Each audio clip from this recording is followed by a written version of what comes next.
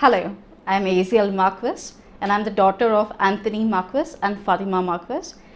We have a house in Foro, Sunsdale, whereas I'm born and brought up in Vikhroli, Mumbai. So I've spent most part of my years, my childhood, my adulthood till date in Bombay. However, during special times like during vacations, during Christmas, Diwali vacation, we will always come to Goa. Goa would be a to be place that brought in a lot of cheer, a lot of joys, and a lot of memories. Like especially having the mango tree, having sucking mango, collecting those from the ground, and multiple other things. No? So Goa has always been that to be heart place per se. As I said, I studied in Mumbai. So I have been studying in St. Joseph High School, Vikhroli. So I completed my schooling over there. Been an average student, to be honest, just sufficient enough to get the first classes. Completed my graduation from Nirmala Niketan College, Home Science, and then pursued my master's from there in human development. I think that was one of the key areas where I really felt that yes, I need to get into education. So just to give a brief about my own family life, my own family background, Dad is an advocate. He practices in High Court of Mumbai. However, during his study time, during when he was younger, he was also a professor at a night college. So teaching was his passion, is his passion as well right now.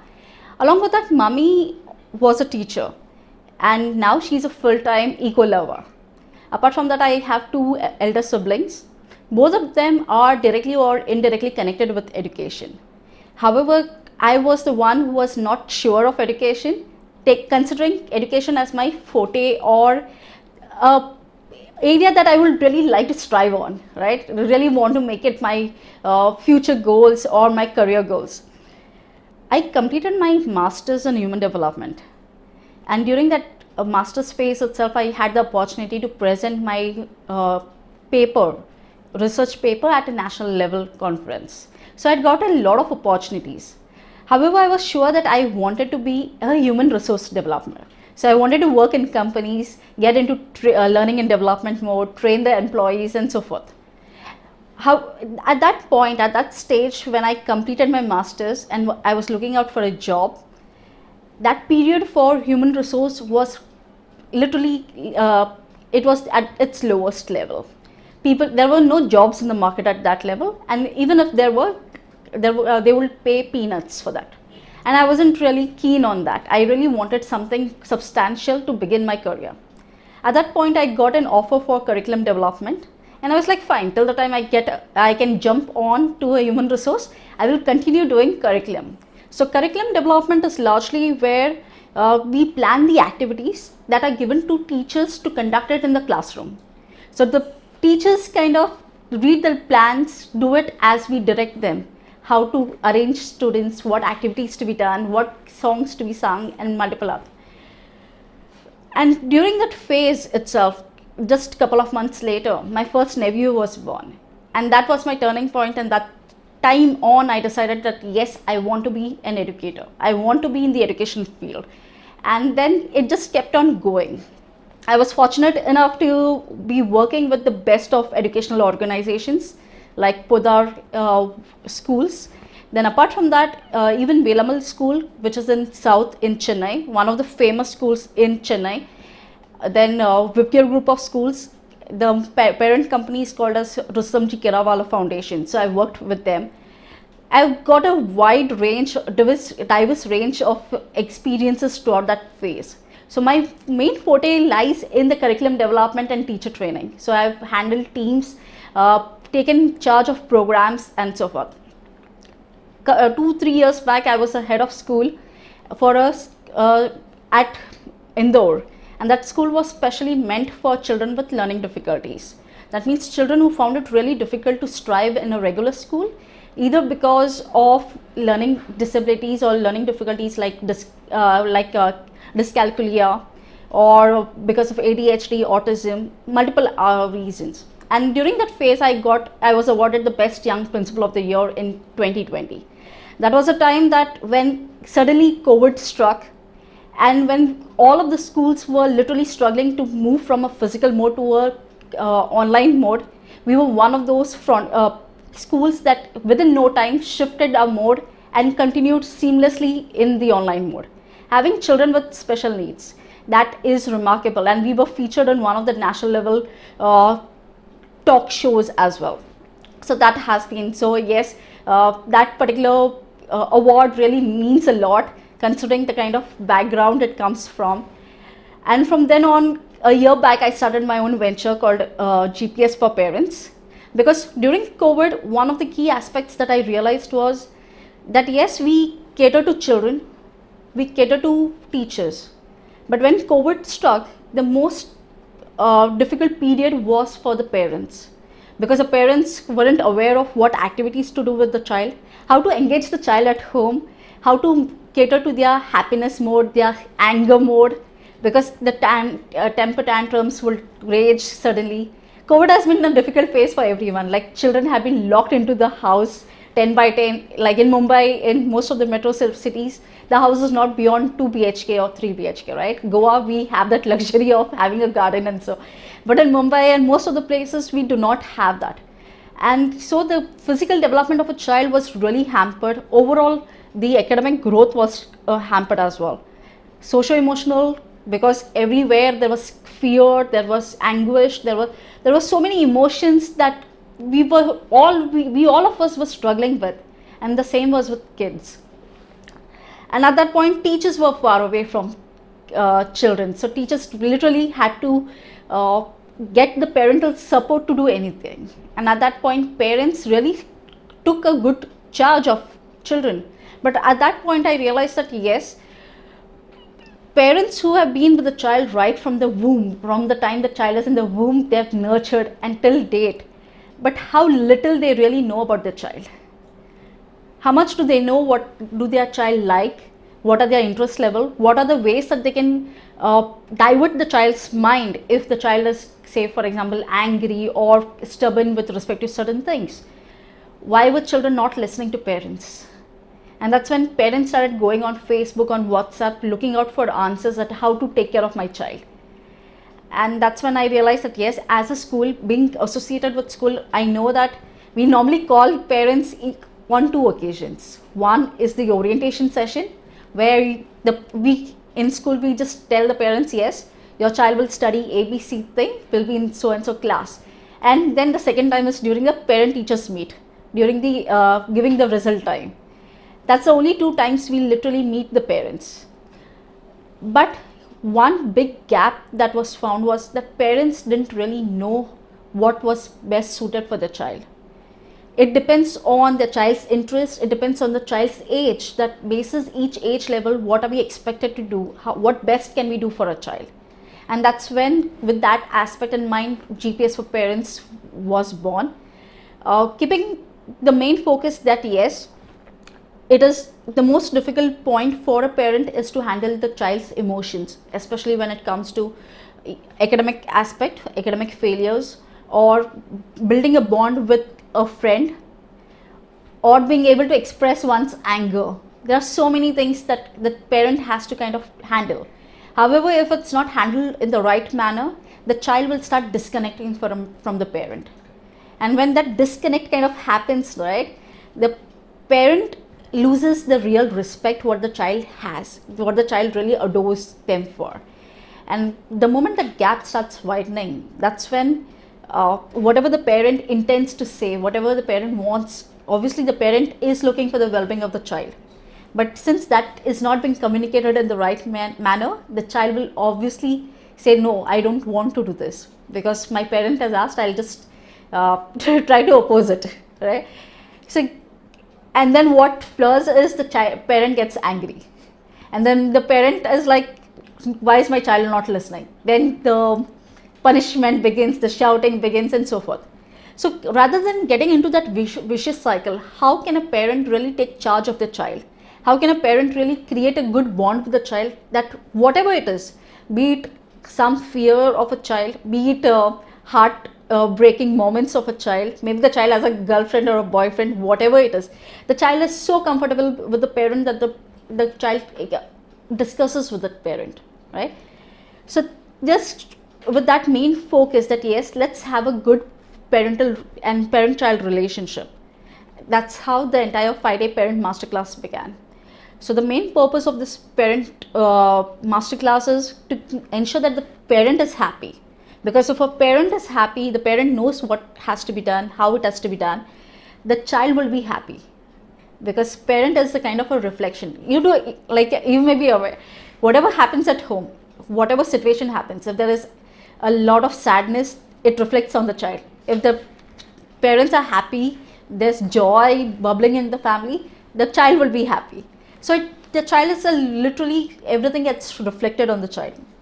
So here, if we ensure that the parent is happy, the parent is well informed, the parent knows the best practices, that could automatically help the child to be a happy child. And if a parent and a child is happy, it becomes a happy family. And when we have such happy families together, right, it gets into a happy society. And now the time that we are struggling with wars, with multiple other things, if there is a unison of happiness coming along, unison that yes, we are there for each other, we know each other, we can feel each other, that's when the society will think beyond the selfish needs or selfish motives of someone. So that's how the 5-day parent masterclass began, and along with that, a homeschool curriculum also was developed. So if a parent wants to teach their child at home, because during COVID time, most of the children did not attend school, especially in the early years bracket. That means from play school 1.5 years till 6-7 years, most of the children had dropped out from school. And what they will do ultimately at home was watch TV or cry, shout, hit each other, right? And the parent did not know how to engage the child. So for that purpose, a homeschool curriculum was brought in, where step by step what we do along with the teachers, like giving them curriculum, I gave parents curriculum where the parents knew that okay, I need to do these activities for the child, for the holistic development of the child, for the all-round development of a child. So that also ensured that yes, regardless COVID, even though schools were shut, yet the development of the child was getting better and better. And moreover, since I came in from a background where I focus a lot on training sessions, so I also used to embed a lot of training sessions in the homeschool curriculum. So the parents, the moment they start knowing, understanding, okay, what activities has to be done, they also know the purpose of it. Why are we doing those activities? How is that going to help the child? How is that particular concept going to help the child 3-4 years later? How is it getting into the foundational aspect of it?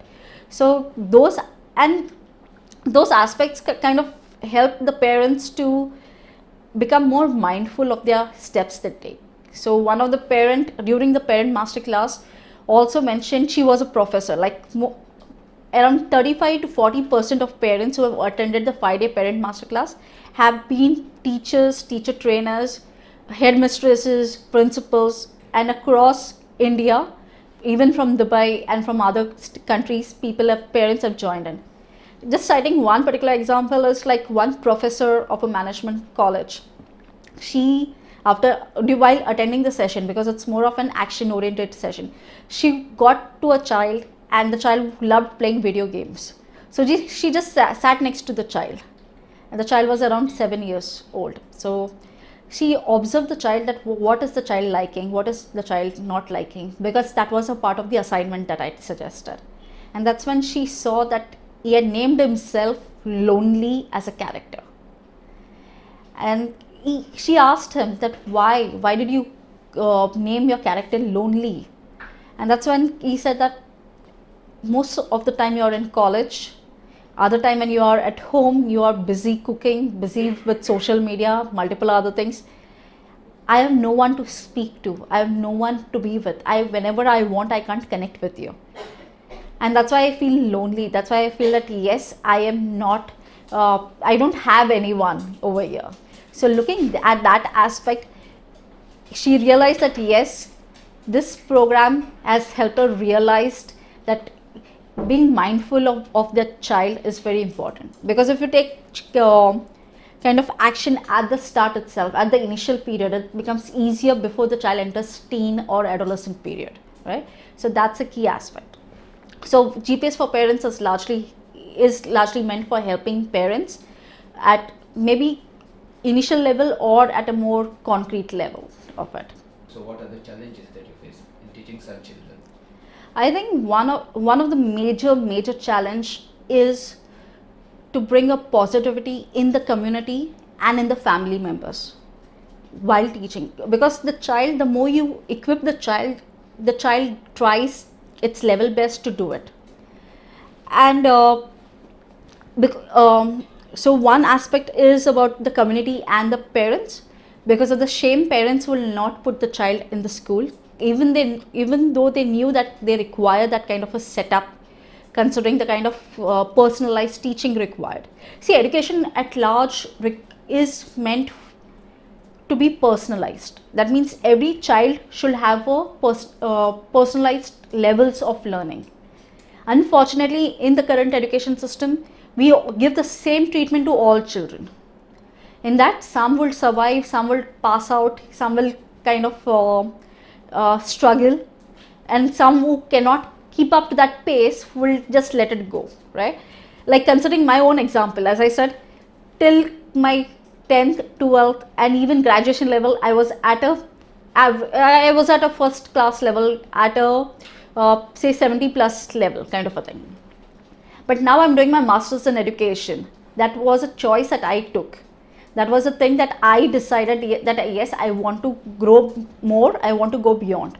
So I'm doing my Masters of Education from University of People. I chose the course, and now because it's something that I like doing, I am literally scoring 95 plus almost in all terms. So that's the power of when a child chooses their own course as well. Be it in the regular school or be it in school with special needs, if the child is given a personalized training, a personalized basis, whatever they like, whatever their interest is, if you keep focusing on that aspect, keep encouraging them, they do it wholeheartedly and happily, because that's something that they want to do it. And if you keep supporting it, that helps. Secondly, as I said, that community and parents, not only for children with special needs, but regular, we always think, okay, what are people doing? What will people say? If my child wants to learn music, wants right from early years and wants to master it, but we still get into, no, you need to complete your science, you need to finish your engineering or medical studies, and then you can do whatever. But by that time, the child is lost in a lot of years in that mode. And we all know that if we do something that we're not really happy about, really passionate about, we kind of struggle. We do not want, it's like a job. If you're not happy at a job, you won't like to get up in the morning and go into work, right? It's the same with children. If they're not happy with the studies that they're doing, they do not want to get up and study. Unfortunately, they have no say, because parents and everyone, the elders, will keep getting on to them. But one important aspect with children with special needs is, we feel that, okay, this is a restriction, this is something that they cannot do it. But if they want to do it, and if there is a proper guidance given at all time and a proper encouragement, we have seen major changes happening. One such example is a child who could not even walk properly around 8 years old, was constantly getting physiotherapy for nearly 8 years. At the 8th year, he started taking proper steps. He had never jumped. Jumping is something that we expect a 2-year and 3-year-old to do, but he could not lift his leg. And during that period, he also took a short jump as well. Whereas his body is not meant for jumps, whereas his body is not meant for walking straight. But if there is a proper direction given and consistent, the parents were very determined. They never, whatever said and done, be it COVID, be it not COVID, they will ensure that the child got consistent physiotherapy, consistent other help, academic help. Nothing was stopped thinking that, okay, this child will not be able to do it. And this is just one example.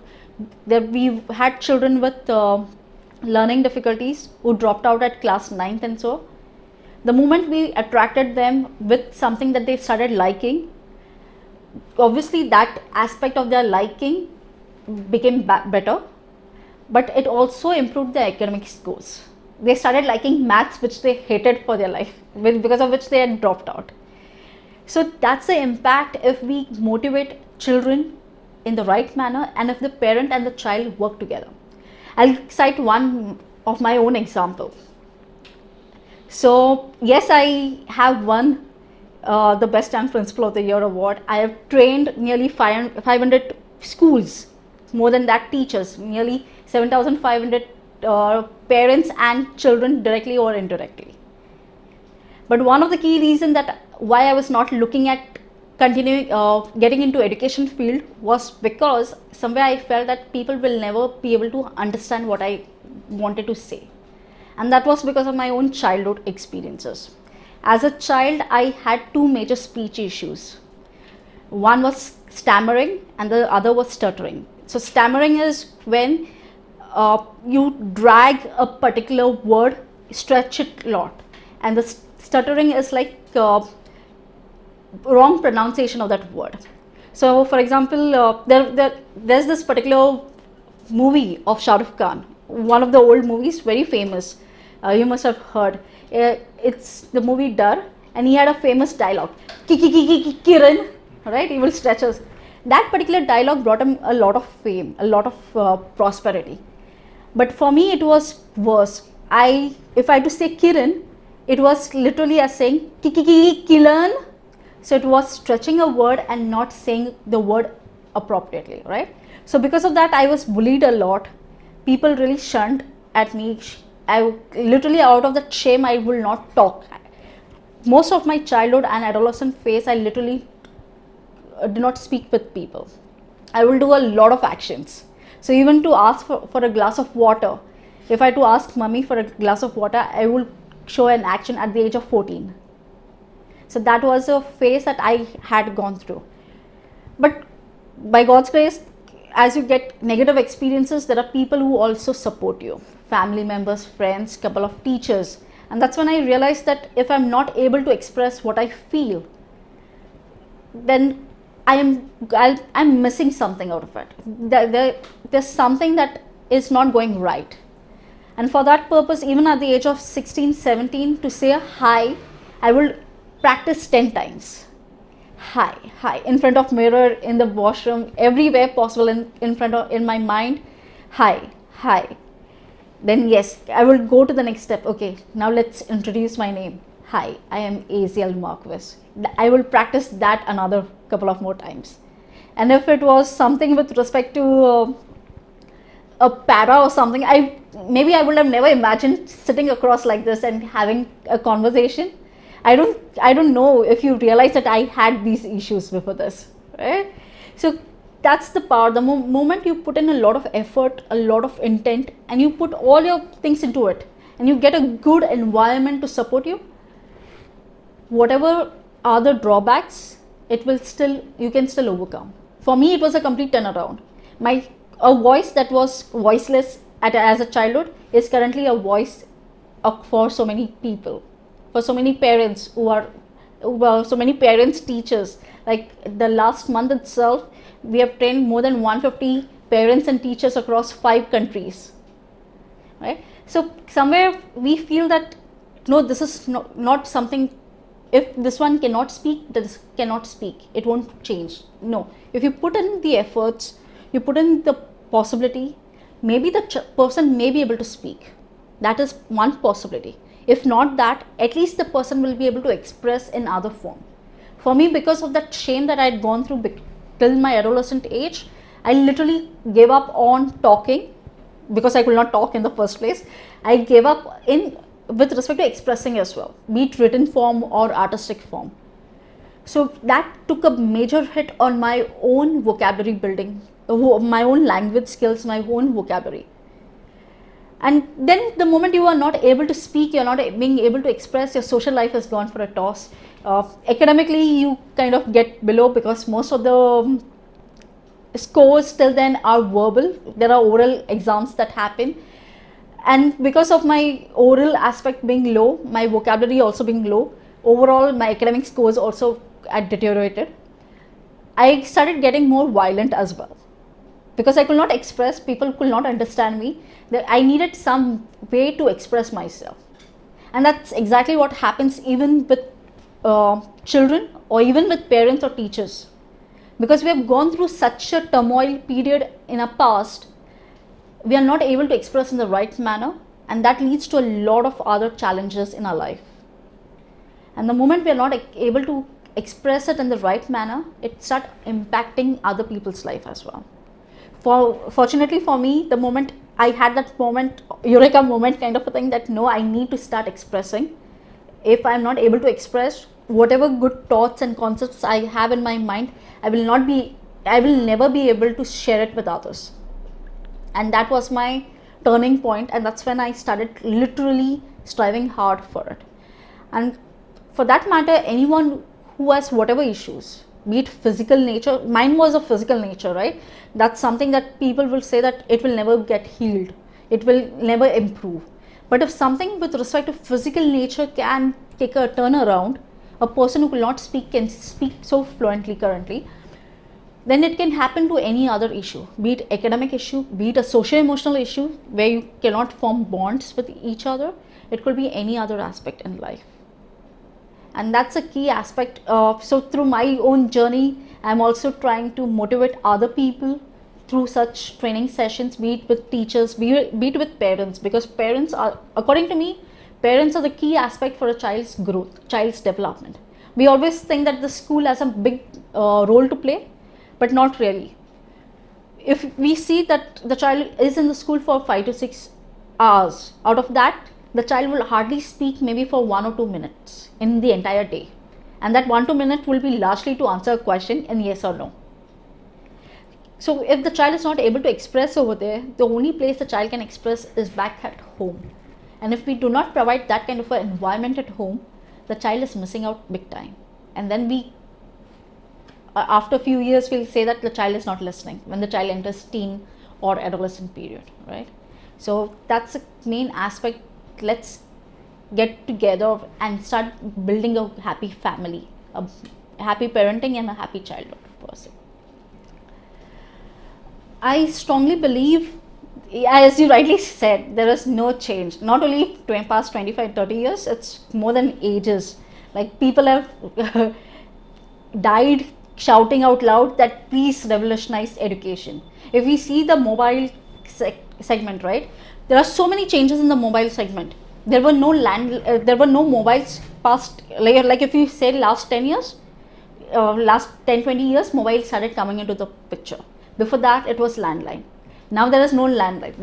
There are only mobiles. Now it has gone beyond it, right? We have got into AI systems. So in all of these aspects, there are such big major changes that have taken place.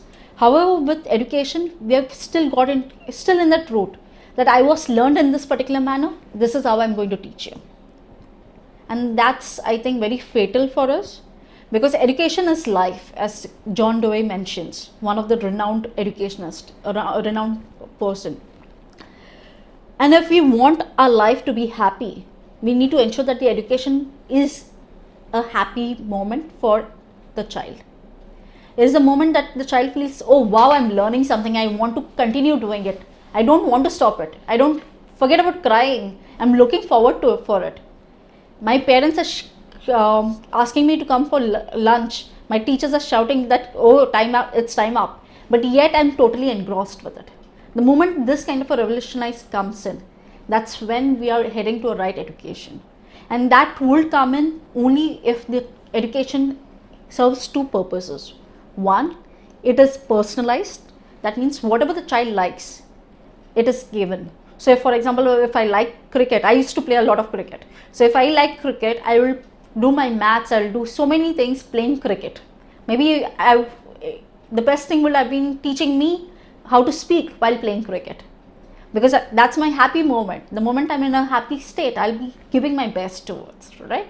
It's like when a mother wants to give something healthy, vegetables, right? And the child doesn't like vegetables. So what normally the mother will create cutlet, make it look like a meat and then feed. It's so similar to that. So when you're doing something happily, when you're doing something that you want to do it, you really score well, you do your best, you go beyond than what framework the society has for you, or even the education system has, that you need to learn ABC thing. But the moment it comes from the child that yes, I want to do it, it goes beyond the ABC thing. There's no limit for the child's learning. So one is yes, personalized basis the child's interest, focus on that aspect. And second is adaptive. There are some aspects that we are very good at as compared to other people. In those aspects, we need to be challenged. Yes, let's go ahead beyond this. Right now in the education system, the teacher has to wait for the 40 odd children to complete a task. Whereas there will be quite a few who are good in that particular task and will want to go ahead. But out of boredom, they are just sitting and lying and whiling away time. The education system should be such that it caters to even those children, plus children who are really struggling to learn those concepts. So it has to be adaptive in nature. So the moment we have every moment a personalized and adaptive aspect coming into learning, I think that's the best educational model that will work. It's very difficult, especially when we think that we want to do it in a school setup, because in a school catering to all children at a time, even if there are 10 children, say for example the best of school, IB school or something of that, right? Even if it's a 10 children, it is a struggle, because the teacher themselves has to first get into a lot of training to ensure that the teacher identifies the strengths and areas that they really need to work with the child, both of them, and then plan each of their day accordingly. So that's a huge thing.